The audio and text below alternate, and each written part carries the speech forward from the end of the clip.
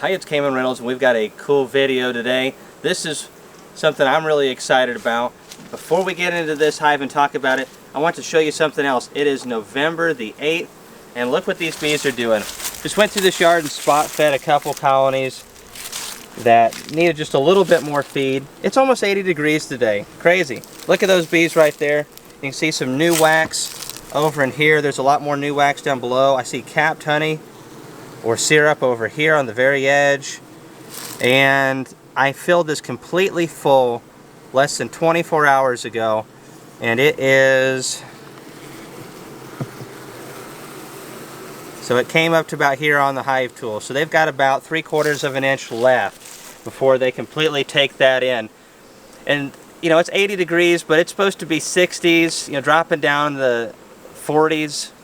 Especially if you're in Tennessee and areas like this, you can get some feed into your colonies last minute.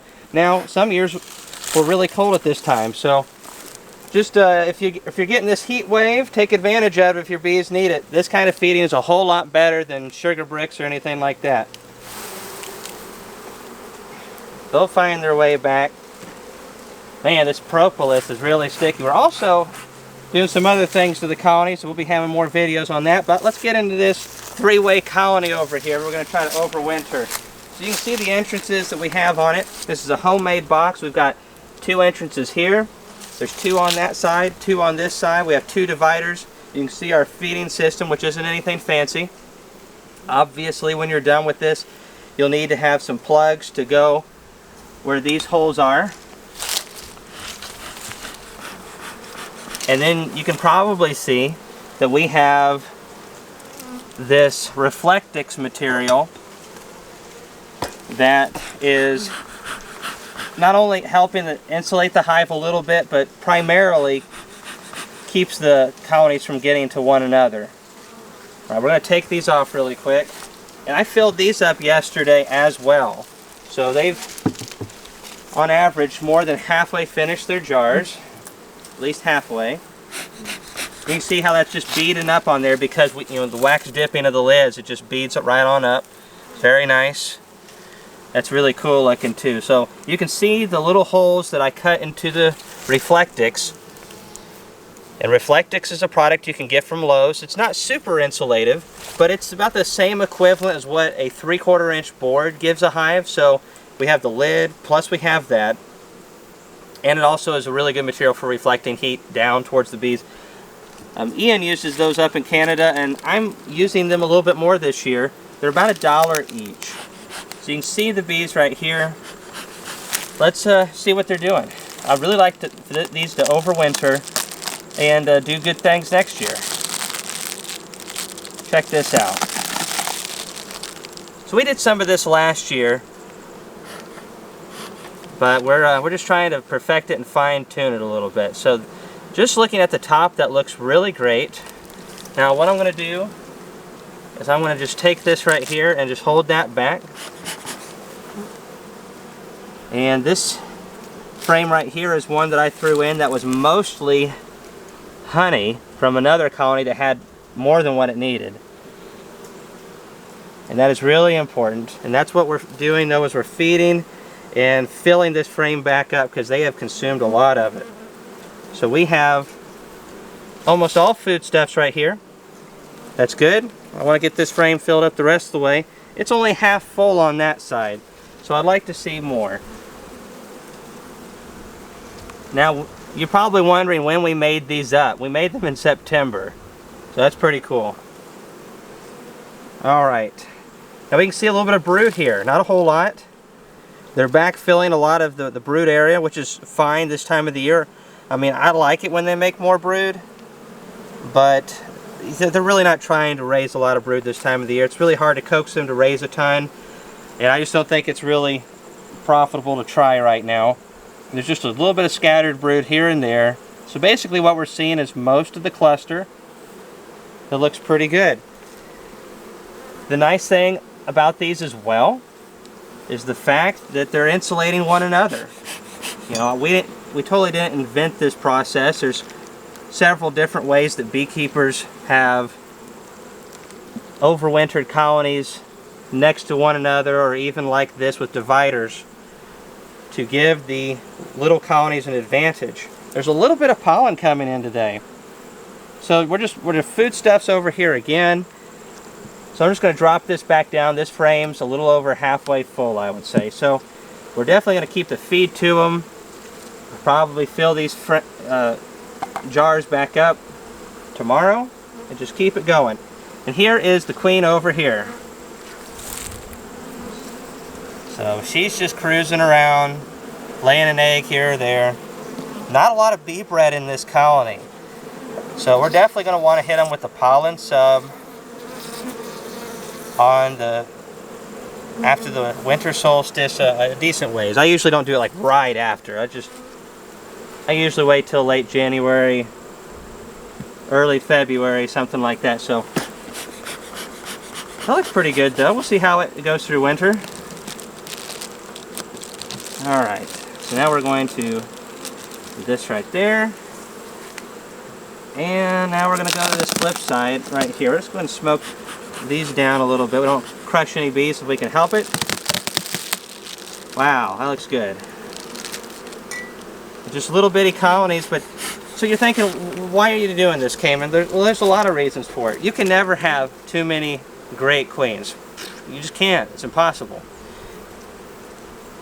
Coming out of winter, if we have some of these big colonies that are sputtering a little bit, queen just can't seem to get it going. Maybe she's a drone layer. We had 2 or 3 colonies like that out of a few hundred last season coming out of winter. So bam, if we had 3 of them, we can go in and kill that drone laying queen and plug these in, and those big colonies are off to the races again. It's an excellent way. If you don't need them for these for that at all, then you can pull them out of here and make some nukes or something. Start building them up. Again, you just can't have too many good little colonies like this. So we're going to go for the edge frame again. And just pull that out carefully. I'm really liking what I'm seeing. There's a little more brood on that adjacent frame, so this side is only a little full, maybe 20%. This side right here is a little bit more. Overall, this frame is about 30% full. Lots of bees though. Really like the look of that right there. We're just going to hop on over to this middle frame.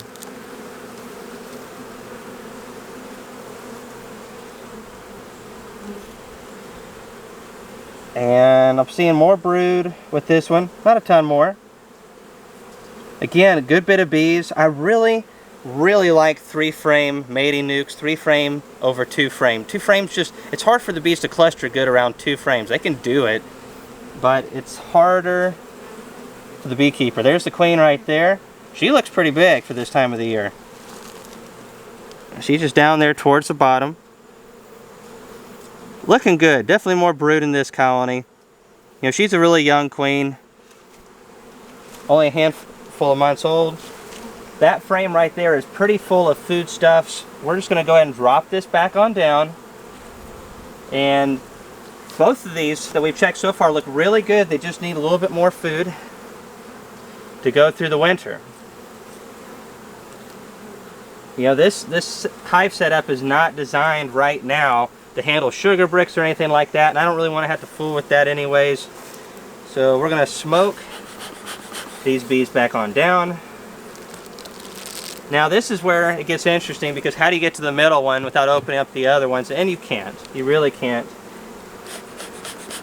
So I usually just smoke them down really good, because I'm really not worried about a few bees going from one side to the other. There's not going to be 5 or a dozen bees go over to one side and kill the other queen. What happens when you lose the queen in a situation like this is this queen or this queen hops and goes to the other one, then you end up with 2 queens in one, and then that's where you end up with some problems. And we definitely don't want any of that. So the queens don't like sunlight, so once we smoke them down good, there's a good chance that she's not going to come back up in here. We're going to be quick. We're just going to fold that on over. That looks really nice there in the center. Keep in mind though, this is the easiest compartment to keep warm and stable temperature-wise. So they've got a little bit of an advantage. You can see these little dividers here. They're not perfectly straight, but they get the job done, and they're pretty inexpensive.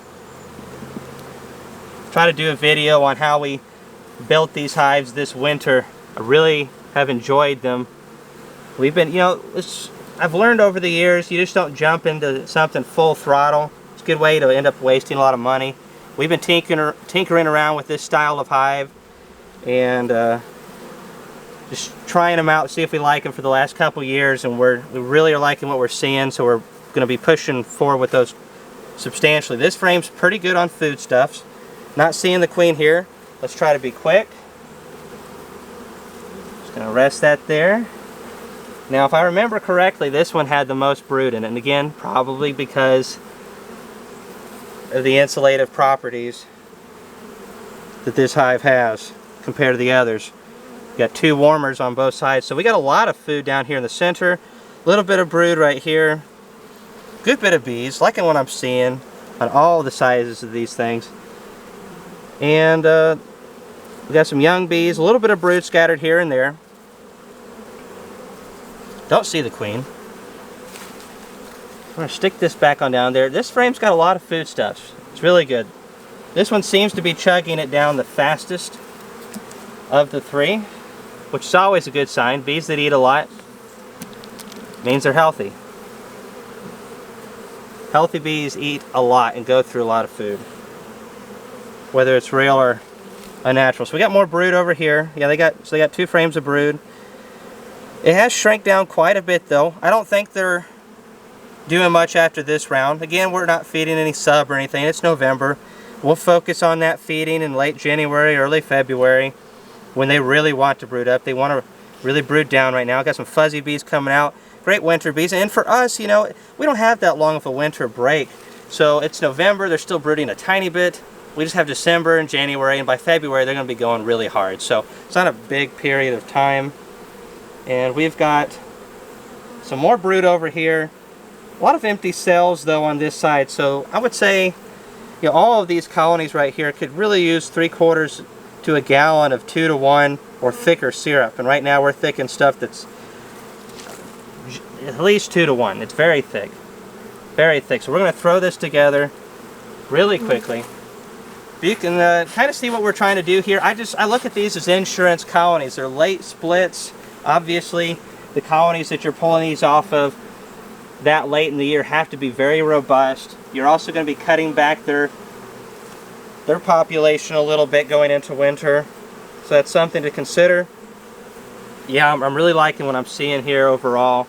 And I'm hoping we're going to come out of winter with 3 out of 3 and be able to use these for insurance colonies, for colonies that have issues. Maybe if we don't need them for that, then we're going to let them build up as nukes. Maybe one of you all will end up getting some of them. We're not taking orders right now, FYI.